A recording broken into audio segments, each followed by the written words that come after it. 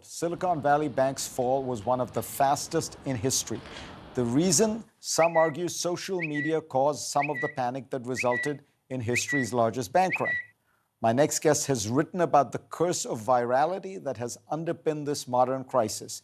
Gillian Tett is U.S. editor-at-large for the Financial Times.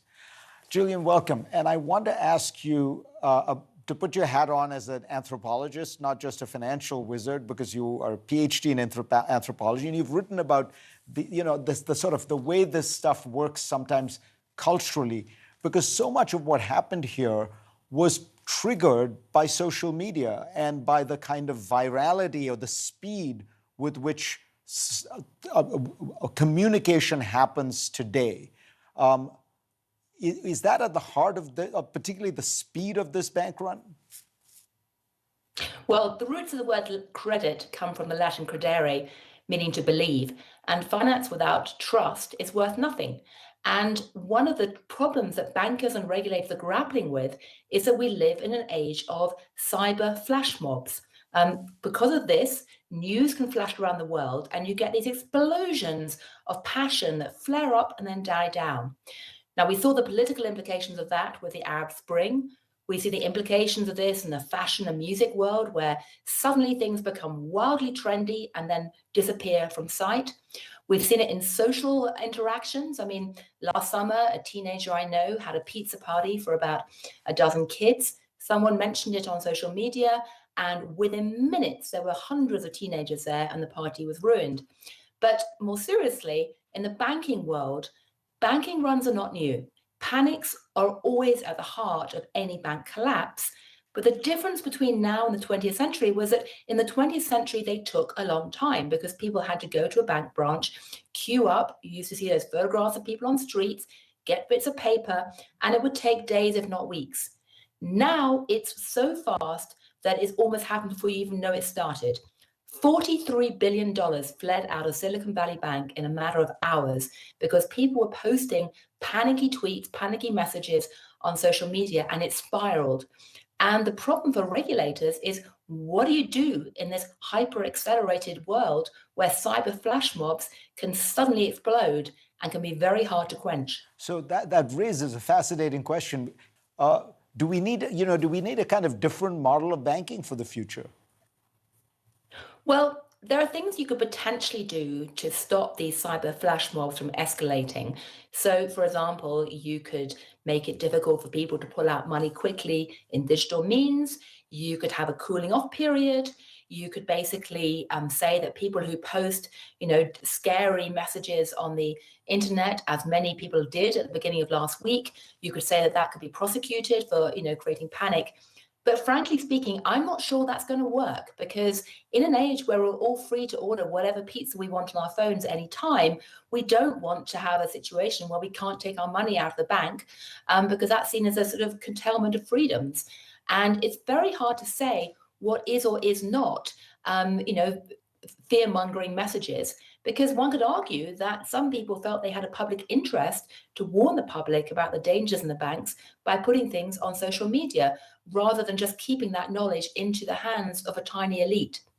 So I would argue that the only way you're really going to counter this world of cyber flash mobs, which can destroy credibility and credit in the Latin sense meaning trust, is to make sure the banks are actually trustworthy. You write a lot about culture and siloed cultures, and tech culture in Silicon Valley is very siloed, and they think of themselves as a real community. But what's striking to me is that all these guys, the minute they got a whiff of a problem, they panicked, they as they say in game theory, they defected, they all pulled their money out, precipitating a bank run that could easily have been avoided if they had all just stayed calm and slowly worked it out.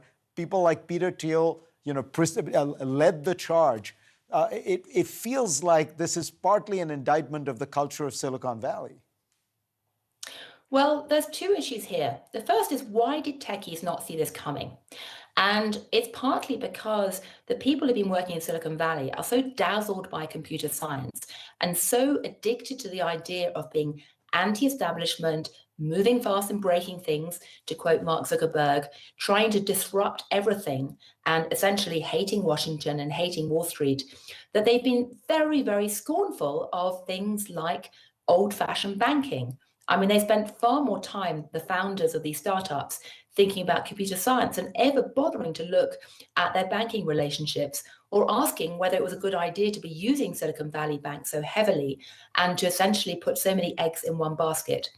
And they didn't see what other people saw, which was Silicon Valley's balance sheet was sitting on enormous, extremely dangerous losses, which could be threatening. So that's part of the problem.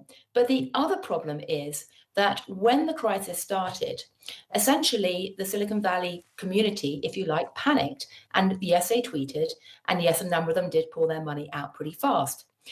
It's really important to understand that anyone running a venture capital fund or private equity fund had a fiduciary duty in many cases to act rather than to stick with a bank, because the CEO of Silicon Valley himself had told them that there were problems at the bank. And if they'd left their money in the bank and the bank had then failed, those heads of venture capital funds themselves could have faced legal liability for not being fiduciarily responsible. And there's just one more thing to say, which I think illustrates the story really well. I spoke to Peter Thiel last week about what happened. And yes, his venture capital group, Founders Fund, did pull their money out and advise their portfolio companies, it seems, to pull their money out, which, as I say, is a fiduciarily responsible thing to do.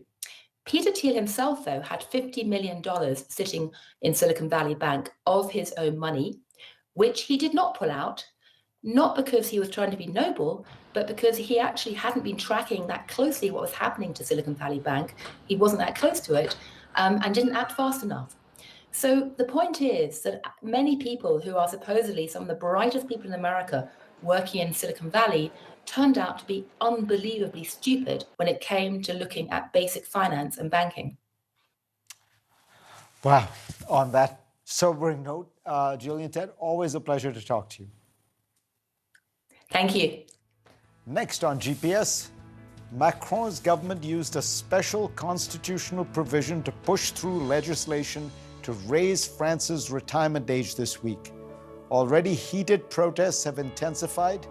What will this mean for France and for Emmanuel Macron when we come back?